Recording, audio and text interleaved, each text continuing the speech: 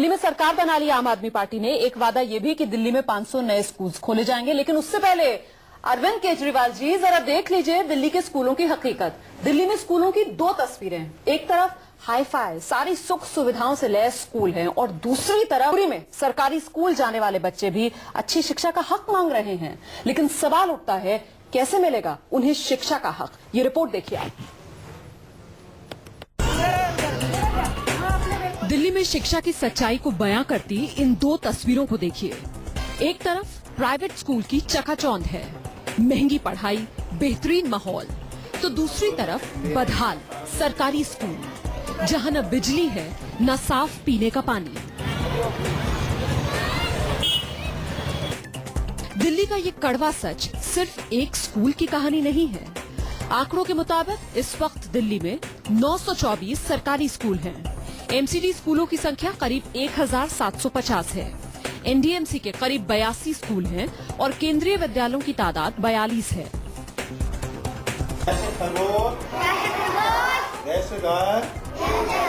केंद्रीय विद्यालयों को छोड़ दें तो दिल्ली के बाकी सरकारी स्कूलों की हालत बेहद खस्ता है। ज्यादातर स्कूलों में बच्चों के बैठने की व्यवस्था नहीं है। प्राइमरी सेक्शन में बेंचेस की कमी है, क्लासरूम में ब्लैक बोर्ड तक नहीं है। छोटे से कमरे में 50 से 70 बच्चों को बैठना पड़ता है। ज्यादातर स्कूल्स में बिजली की व्यवस्था भी नहीं है। पीने के पानी की किल्लत भी परेशानी की वजह है। टॉयलेट्स और साफ सफाई की दिक्कत से भी सरकारी स्कूल त्रस्त हैं। ये वो बुनियादी सुविधाएं हैं जिनसे दिल्ली के करीब 60% बच्चे महरूम हैं। सिर्फ इतना ही नहीं, राइट टू एजुकेशन को देश में सबसे पहले लागू करने वाली दिल्ली के सामने सरकारी स्कूल्स को लेकर और भी कई समस्याएं हैं। सरकारी स्कूलों में अनुभवी शिक्षकों की कमी है। 300 बच्चों पर सिर्फ 2 टीचर ही मौजूद हैं। ज्यादातर सरकारी स्कूल्स में तकनीकी शिक्षा नहीं है। बच्चों के लिए खेल के मैदान और लैब्स का भी अभाव है। आम आदमी पार्टी ने दिल्ली में 500 नए स्कूल और सरकारी शिक्षा में सुधार का वादा किया है। नर्सरी एडमिशन में प्राइवेट स्कूल्स की मनमानी खत्म करने का ऐलान भी किया है। लेकिन दिक्कत ये है कि दिल्ली के भीतर 500 नए स्कूल्स के लिए जमीन कहां से आएगी? नए स्कूलों में अच्छे टीचर और उनकी ट्रेनिंग भी बड़ा चैलेंज होगा। 34, 35, 36। साथ ही प्राइवेट स्कूल्स की मनमानी पर लगाम लगाना भी बड़ी चुनौती होगी। आज की तारीख में भारी भरकम फीस लेकर इंटरनेशनल सुविधाएं देने का दावा करने वाले प्राइवेट स्कूल्स स्टेटस सिंबल बन चुके हैं। प्राइवेट स्कूल्स में नर्सरी एडमिशन के वक्त एक बच्चे की पूरी फीस 50,000 रूपए से लेकर 1.5 लाख रूपए तक है। प्राइवेट स्कूल्स में एक महीने की फीस 4,000 से लेकर 8,000 रूपए तक है। इतनी भारी भरकम फीस चुका पाना आम माता पिता के लिए मुमकिन नहीं है।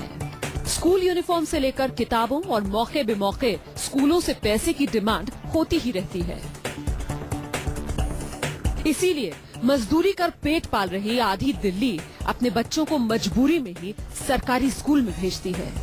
ऐसे हालात में दिल्ली की नई सरकार बच्चों को शिक्षा के अधिकार का हक दिला पाएगी?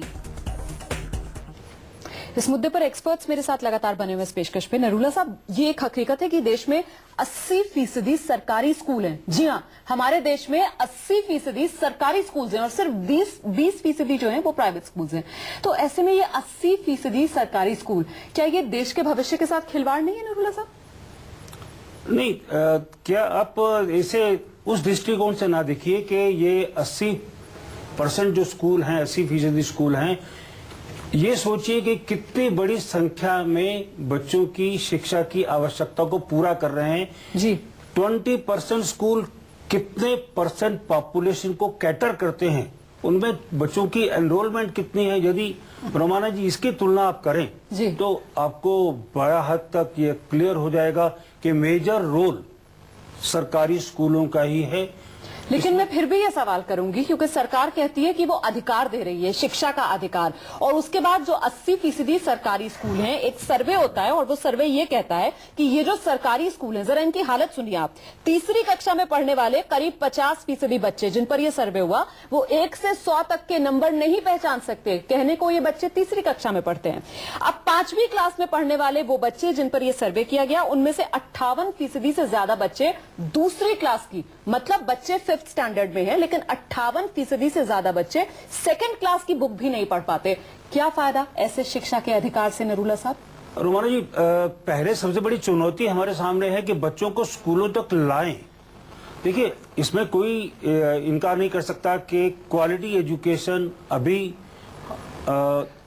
लाने में सरकार कामयाब नहीं हो सकी है, क्योंकि सबसे बड़ा उद्देश्य तो, सबसे बड़ा लक्ष्य तो ये है कि उन बच्चों को, उन माँ बाप के बच्चों को जिन्होंने कभी स्कूल का मुंह नहीं देखा, सबसे पहले स्कूल में तो लाइए रोमाना जी, स्कूल में लाइए, उनको स्कूल में ठहराइए, ऐसा अरेंजमेंट कीजिए कि वो स्कूल से ड्रॉप आउट ना हो, और उसके बाद फिर आप क्वालिटी एजुकेशन की बात कीजिए। यदि आप शुरुआत में ही क्वालिटी एजुकेशन की बात करेंगे तो ये जो नो डिटेंशन पॉलिसी है, नो एक्सपल्शन पॉलिसी है, ये बहुत बड़ी रुकावट बन जाएगी। एनरोलमेंट की बात पहले कीजिए जो है, लेकिन ओनिका, क्या सरकार ने सारा जिम्मा खुद ही ले लिया कि यहाँ तक कि बच्चे को स्कूल में लाया जाए, इसकी भी सारी की सारी भूमिका सरकार ने अपने पास ही रख ली कि हमारी जिम्मेदारी बनती है ये भी कि बच्चे को स्कूल में लाया जाए? क्या बहुत ज्यादा जिम्मेदारी अपने ऊपर उठा ली सरकार ने, इस कानून को इस तरीके से फॉर्मुलेट कर दिया? नहीं, देखिए, ये अलग एस्पेक्ट है उस चीज को इनकरेज करने का जो नवरा जी कह रहे हैं।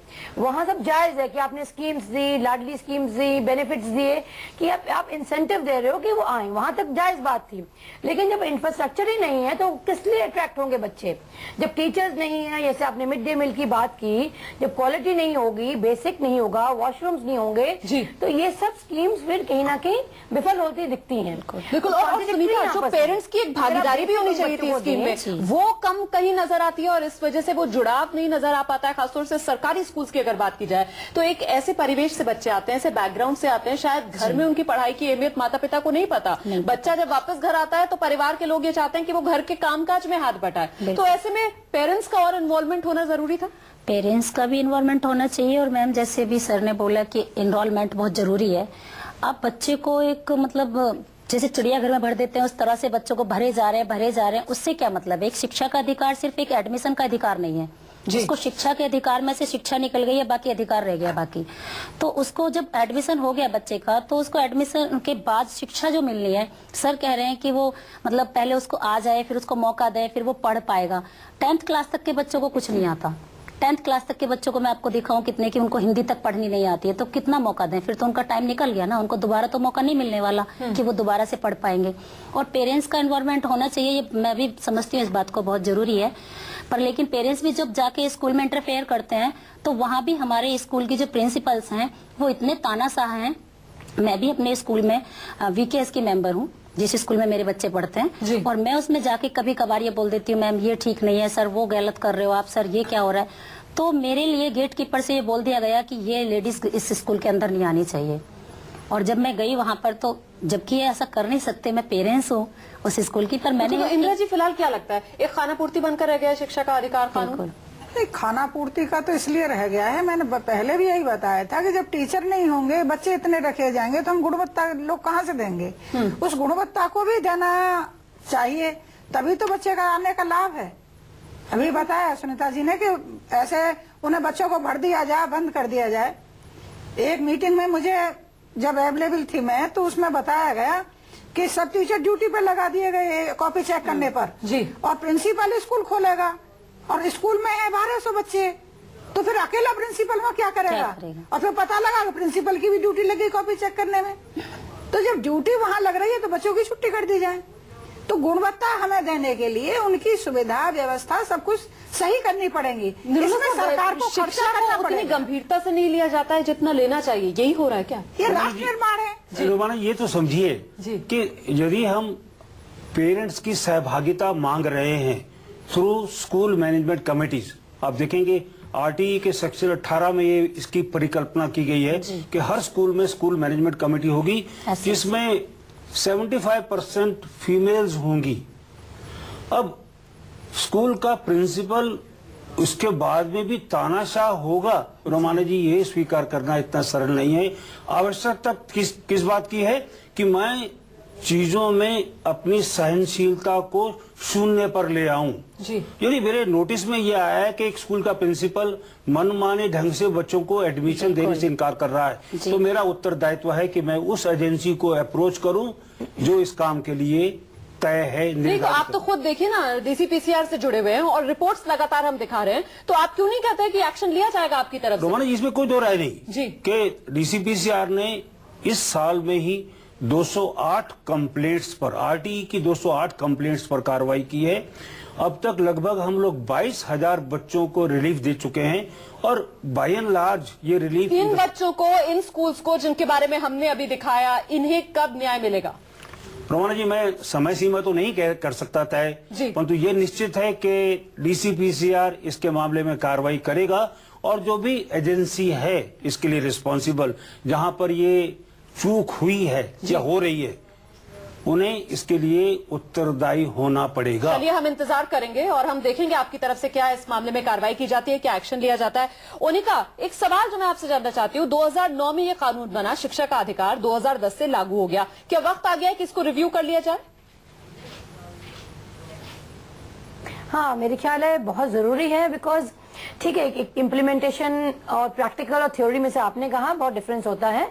कुछ चीजें ऐसी बीच में लाई गई, जैसे आपके जो हैं बोल रहे हैं कि फेल नहीं आप कर सकते, तो उससे क्या होता है कि टीचर्स की रिस्पॉन्सिबिलिटी काफी हद तक खत्म हो जाती है। वो प्रमोशन पे प्रमोशन 8 तक दे देते हैं, उस तक बच्चा अपनी एज भी बढ़ जाती है, तो वो उम्र निकल जाती है कि वो पीछे जाके अपनी पढ़ाई करे।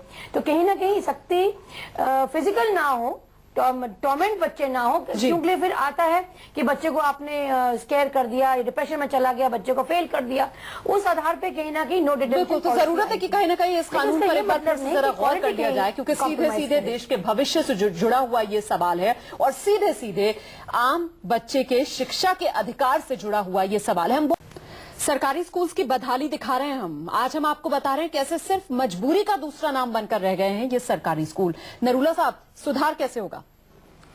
रोमाना जी, देखिए, सरकार इसके लिए प्रयत्नशील है, इसमें तो कोई दो राय है ही नहीं। आरटीई एक्ट को रिव्यू करने की आपने अभी बात की जी, तो मानव संसाधन विकास मंत्रालय ने एक कमेटी बना दी है, सब कमेटी बना दी है, जिसने लोगों से सुझाव आमंत्रित किए हैं कि आरटीई को इम्प्लीमेंट करते समय क्या क्या दिक्कतें आई हैं, क्या क्या परेशानियां आई हैं। लोगों से मतलब जनरल पब्लिक से या फिर स्कूल्स में प्रिंसिपल, टीचर्स या बच्चों के जो अभिभावक हैं उनसे ये मांगा गया? सबसे 30 अक्टूबर 2013 को अखबार में नोटिस निकाल कर, रुमाना जी, सभी लोगों को आमंत्रित, सभी लोगों से कहा गया कि वो अपने सुझाव दें, चाहे वो सरकारी कर्मचारी हो, अधिकारी हो, या एनजीओ हो, या जनरल पेरेंट हो जी। हर एक को ये मौका दिया गया है कि वो अपने सुझाव, आरटीई एक्ट में क्या क्या कमियां हैं, कहां कहां दिक्कतें हैं, वो उन्हें सुझाव दें और सरकार इसके लिए ओपन है। सरकार ने इस बात का कभी दावा नहीं किया कि इंदिरा जी, आपको पता था ये इस तरीके का सुझाव सरकार की तरफ से मांगा गया और कहां पर मांगा गया ये सुझाव? इंदिरा जी, कहां देना है ये सुझाव? ऐसा है, मैंने पेपर नहीं पढ़ा जैसा सर बता रहे हैं। मैं यही जानना चाह रही थी। ये देख लीजिए, आप यहाँ इतने लोग बैठे हुए हैं, मुझे इसके बारे में कोई जानकारी भी नहीं है। कोई जरा सा कोई कार्यक्रम होता है, कोई और पब्लिसिटी होती है तो हम टेलीविजन पर, पेपर्स में इतने बड़े बड़े सरकारी एड्स देख लेते हैं, लेकिन इसके बारे में ये प्रिंसिपल है, इन्हें नहीं पता, मुझे नहीं पता, और यकीनन जो दर्शक के कार्यक्रम देख रहे होंगे शायद उन्हें भी नहीं पता होगा। अभी अभी ओनिका जी से बात हो रही थी, उन्होंने भी कहा कि हाँ वक्त आ गया है, रिव्यू करना चाहिए। उनको भी नहीं पता होगा शायद कि सरकार की तरफ से ऐसी पहल कर दी गई है, और क्या फायदा? और सरकार क्या फायदा ऐसी पहल की? किसके लिए सरकार ऐसी पहल करती है कि आम आदमी को पता ही नहीं, और आप उसके नाम पर कह रहे हैं कि हमने उससे सुझाव मांगे, कल को आप कह देंगे लीजिए सुझाव भी आ गए। क्या फायदा इस दिखावे का, इस ढकोसले का? नरूला जी, रोमाना जी, उदासीनता तो खत्म करिए ना। लोगों से हम इस बात का हमेशा अनुरोध करते हैं कि जो उदासीनता है उसे तोड़ दीजिए और शिक्षा के अधिकार के मामले में जीरो टॉलरेंस पैदा करिए। देखिए, इस बारे में तो कोई दो राय नहीं कि यदि मैं चुप बैठ जाऊंगा, सब कुछ सहता रहूंगा, कोई व्यवस्था चुप नहीं करें। बैठना चाहता, कोई सहना नहीं चाहता। आम आदमी में बहुत गुस्सा है और आम आदमी चाहता है कि उसकी बात सुनी जाए। जरूरत इस बात की है कि आप लोग आम आदमी को रास्ता बताएं। अब जो बात आप कह रहे हैं कि सरकार की तरफ से सुझाव मांगे गए हैं, जब तक आम आदमी को पता ही नहीं चलेगा इस बारे में तो किसे वो अपना सुझाव भेजेगा। हमने देखा था किस तरीके से निर्भया के बाद एक जस्टिस वर्मा की कमेटी बनी और उन्होंने जब सुझाव मांगे तो कैसे लोगों ने बेतहाशा रिस्पॉन्सेज उनको भेजी, बताया लोगों ने क्या क्या चाहते हैं वो उस नए कानून में। ओनिका जी, आपको पता था इस बारे में? और चलिए, अगर पता भी था, आपको क्या लगता है किस बात पर सबसे ज्यादा गौर किया जाना चाहिए? नहीं, बहुत से फैक्टर्स हैं जो आरटीई में बेनिफिट्स तो हैं, जैसे इन्होंने कहा कि नेगेटिविटी को अगर हम हटाएं, बट ये हटाना से हल नहीं है। We have to get down to actually practically implementing it. तो उसमें कमियां हैं, वो कमियों को दूर करना पड़ेगा। जैसे सब प्रवक्ता आपके लोगों ने यहाँ पर कहा कि अगर नो डिटेंशन पॉलिसी के तहत 8 तक हम फेल नहीं कर सकते, उसमें दिक्कत आती है।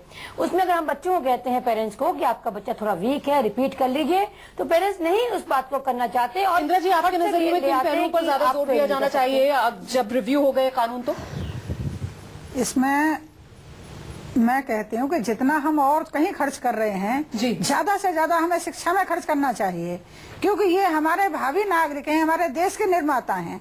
हम इन्हीं को गड्ढे में ले जाएंगे पर तो हमने वो कार्यक्रम की जाएगी। शुरुआत इस बात से भी की थी कि बजट है पर करप्शन इतना ज्यादा है कि शायद वो बच्चों तक सहूलियत सुविधाएं पहुंच नहीं पा रही। देखिए, अब लगता है कि आम आदमी पार्टी आई है, करप्शन को खत्म कर सकती है। करप्शन खत्म हो जाएगा क्योंकि 25% भी वहां तक नहीं पहुंच पाता है। ये सब कहते हैं कि 75% बीच में चला जाता है।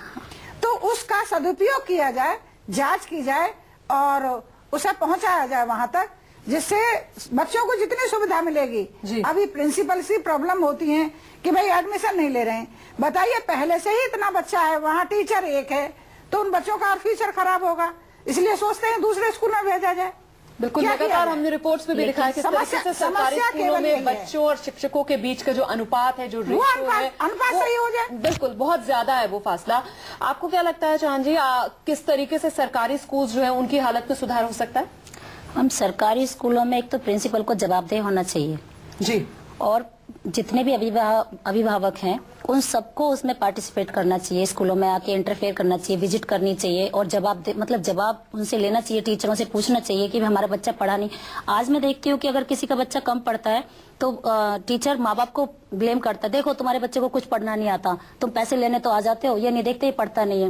वो ये नहीं देख रहे कि वो उंगली किसकी तरफ उठा रहे हैं, बच्चा पढ़ कहाँ रहा है। वो पेरेंट्स को डांटते हैं, पेरेंट्स को कहते हैं कि ट्यूशन पढ़ाइए इसे, वहां ले जाइए इसे। अरे जब पेरेंट्स ट्यूशन पढ़ा सकता है तो वो प्राइवेट में पढ़ा सकता है, लेकिन वो सरकारी में इसलिए आ रहा है कि वो उसकी जेब अलाउड नहीं करती है ट्यूशन पढ़ाना। तो जैसे अभी सर ने बोला कि हम उसमें स्कूल में उसके लिए क्या बोला था इन्होंने अभी कि पेरेंट्स को, जहाँ तक इंदिरा जी कह रही हैं कि करप्शन है, वो 25% भी बच्चों तक नहीं पहुंच पाता, मैं इससे पूर्ण रूप से सहमत नहीं हूं। कारण है इसका कि पिछले 3 सालों से लगातार बच्चों को वर्दी के लिए पैसा दिया जाता रहा है एमसीडी के स्कूलों में। जी, लेकिन करप्शन है, इस बात से इनकार भी नहीं किया जा सकता है। आए दिन इस तरीके के केसेस भी देखने के लिए मिलते हैं। फिलहाल आप सभी का बहुत बहुत शुक्रिया इस खास पेशकश में हमारे साथ बने रहने के लिए। हमें गौर इस बात पर करना है कि आम आदमी का वो बच्चा, देश का वो बच्चा, सपने उसके भी हैं, उड़ान भरने के पंख उसे देने होंगे, क्योंकि शिक्षा का अधिकार बच्चे का हक है।